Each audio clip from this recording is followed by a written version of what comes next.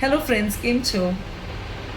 આજે તમારી બહુ મોટી ગેરસમજ દૂર કરવા માગું છું. કર્મોનું ચક્રવ્યૂહ એવું છે ને કે પાપ અને પુણ્ય.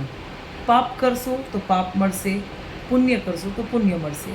આ એક બહુ સિમ્પલ ફોર્મ્યુલા છે, પણ ખબર નહીં કેમ આટલા લોકો આને કોમ્પ્લેક્સ બનાવવા ઉપર તુલ્યા છે. હવે કોમ્પ્લેક્સ એટલી રીતે કેમ કે તમે તમારા મુતાબિક તમે જે રીતે બિહેવ કરો છો એ મુતાબિક આ ફોર્મ્યુલાને પણ તોડી મરોડી રહ્યા છો. હવે હું તમને એક્ઝામ્પલ બતાવું છું.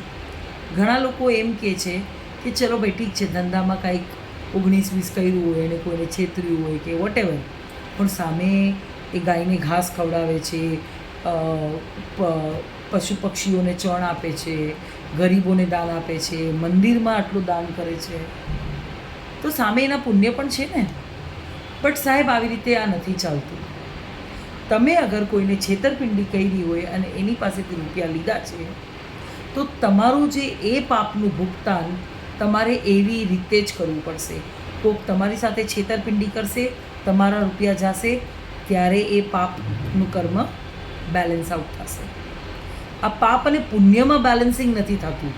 તમે પુણ્ય કર્યું છે, તમે કોઈને જમાડ્યા છે, તમે કોઈને સારું મદદ કરી છે, તો તમારા વખતે તમને કોઈ જમાડશે, તમને કોઈ સારું હેલ્પ આપશે, તો પાપનું બેલેન્સ પાપમાં જાય, પુણ્યનું બેલેન્સ પુણ્યમાં જાય. આ ક્રોસ કનેક્શન નથી થતું સાહેબ. આ ભૂલ ન કરશો અને આ દિમાગમાં એ ન રાખશો કે હું આ કરીશ અને અહીંયા બેલેન્સ આઉટ કરીશ, એવું નથી થતું. ઓકે, આવજો.